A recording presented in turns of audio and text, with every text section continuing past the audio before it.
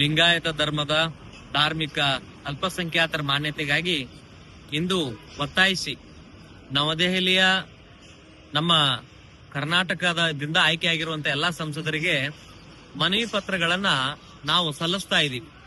ಆದಷ್ಟು ಬೇಗ ಘನತೆವೆತ್ತ ಭಾರತ ಸರ್ಕಾರ ಹಾಗೂ ಕೇಂದ್ರದ ಸಚಿವರು ಲಿಂಗಾಯತ ಧರ್ಮಕ್ಕೆ ಧಾರ್ಮಿಕ ಅಲ್ಪಸಂಖ್ಯಾತರ ಮಾನ್ಯತೆಯನ್ನ ಕೊಡಿಸುವುದರ ಸಲುವಾಗಿ ತಾವು ಕೂಡ ಸರ್ಕಾರಕ್ಕೆ ಒತ್ತಾಯ ಮಾಡಬೇಕು.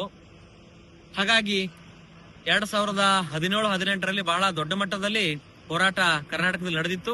ಆ ಹೋರಾಟಕ್ಕೆ ಸ್ಪಂದನೆ ಮಾಡಿ ಕರ್ನಾಟಕ ರಾಜ್ಯ ಸರ್ಕಾರ ಶಿಫಾರಸು ಮಾಡಿತ್ತು. ಈಗ ಆ ಚೆಂಡು ಕೇಂದ್ರ ಸರ್ಕಾರದ ಅಂಗಳದಲ್ಲಿದೆ. ಅದಕ್ಕಾಗಿ ಮತ್ತೊಮ್ಮೆ ನಾವು ಕೇಂದ್ರ ಸರ್ಕಾರವನ್ನ ಒತ್ತಾಯ ಮಾಡ್ತಾ ಇದ್ದೀವಿ. ದಯಮಾಡಿ ಭಾರತ ಸರ್ಕಾರ ಇದಕ್ಕೆ ಸಮಿತಿಯನ್ನು ರಚನೆ ಮಾಡಿ ಕ್ರಮ ಕೈಗೊಂಡು ಆದಷ್ಟು ಬೇಗ ಧಾರ್ಮಿಕ ಅಲ್ಪಸಂಖ್ಯಾತರ ಮಾನ್ಯತೆಯನ್ನ ಭಾರತ ಸರ್ಕಾರ ಸುಮಾರು ಕರ್ನಾಟಕ, ಮಹಾರಾಷ್ಟ್ರ, ತೆಲಂಗಾಣದಲ್ಲಿ ಇರುವಂತ ಎಲ್ಲಾ ಲಿಂಗಾಯತರಿಗೆ, ದೇಶಾದ್ಯಂತ ಇರುವಂತ ಎಲ್ಲಾ ಲಿಂಗಾಯತ ಧರ್ಮೀಯರಿಗೆ ಅವರು ಮಾನ್ಯತೆಯನ್ನ, ಧಾರ್ಮಿಕ ಅಲ್ಪಸಂಖ್ಯಾತರ ಮೈನಾರಿಟಿ ಸ್ಟೇಟಸ್ ಅನ್ನ ಅವರು ನೀಡಬೇಕಂತ ಹೇಳಿ ಈ ಸಂದರ್ಭದಲ್ಲಿ ಒತ್ತಾಯ ಮಾಡ್ತಾ ಇದ್ದೇವೆ. ಒಂದು ವೇಳೆ ಸಮಿತಿ ರಚನೆ ಆಗದಿದ್ರೆ ಮುಂದಿನ ಹೋರಾಟದ ರೂಪುರೇಷೆಗಳನ್ನ ನಾವು ಮಾಡಿ ಉಪವಾಸ ಸತ್ಯಾಗ್ರಹಕ್ಕೆ ಕರೆ ಕೊಡಬೇಕಾಗತ್ತೆ ಅಂತ ಈ ಮುಖಾಂತರ ನಾನು ತಿಳಿಸಲಿಕ್ಕೆ ಇಚ್ಛೆ ಪಡ್ತೇನೆ. ಓಂ ಶ್ರೀ ಗುರು ಬಸವಲಿಂಗಾಯ ನಮಃ. ಸರ್ವರಿಗೂ ಶರಣು ಶರಣಾರ್ಥಿ. ಈಗಾಗಲೇ ಸ್ವಾಮೀಜಿಯವರು ವಿಷಯವನ್ನ ಸಿದ್ಧಪಡಿಸಿದ್ದಾರೆ. ಭಾರತ ದೇಶದಲ್ಲಿ ಹಲವು ಧರ್ಮಗಳಿವೆ. ಜೈನ್, ಬೌದ್ಧ, ಇಸ್ಲಾಂ, ಕ್ರಿಶ್ಚಿಯನ್, ಸಿಖ್, ಈ ರೀತಿಯಾಗಿ ಅವರಿಗೆ ಭಾರತ ಸರ್ಕಾರದಿಂದ ಸಾಂವಿಧಾನಿಕ ಧಾರ್ಮಿಕ ಅಲ್ಪಸಂಖ್ಯಾತರ ಸೌಲಭ್ಯಗಳನ್ನು ಕೊಡ್ತಾ ಇದ್ರಿ.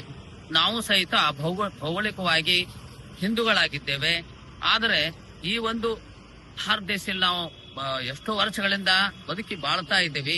12ನೇ ಶತಮಾನದಲ್ಲಿ ಗುರುಬಸವಣ್ಣವರು ಇದೊಂದು ಮಾನವೀಯತೆಯ ಧರ್ಮವನ್ನ, ಜಾತಿ, ಮತ, ಪಂಥ, ಪುರುಷ, ಸ್ತ್ರೀ ಭೇದ ಭಾವ ರಹಿತವಾದಂತ ಕಲ್ಯಾಣ ರಾಜ್ಯವನ್ನ ಕಟ್ಟಿದ್ರು.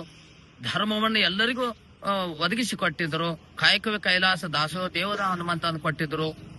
ಮೊಟ್ಟ ಮೊದಲನೇದಾಗಿ ಪಾರ್ಲಿಮೆಂಟ್, ಅನುಭವ ಮಂಟಪ, first parliament of the whole world ಸ್ಥಾಪಿಸಿ ಅಲ್ಲಿ ಒಂದು ಪ್ರಜಾಪ್ರಭುತ್ವ ರೀತಿಯಲ್ಲಿ ಒಂದು ಧರ್ಮವನ್ನು ಸಹಿತ ಕೊಟ್ಟಿದ್ರು. ಅದಕ್ಕಾಗಿ ಈ ಒಂದು ಲಿಂಗಾಯತ ಧರ್ಮ 12ನೇ ಶತಮಾನ ಇಲ್ಲಿವರೆಗೆ ನಡೆದುಕೊಂಡು ಬರ್ತಾ ಇದೆ.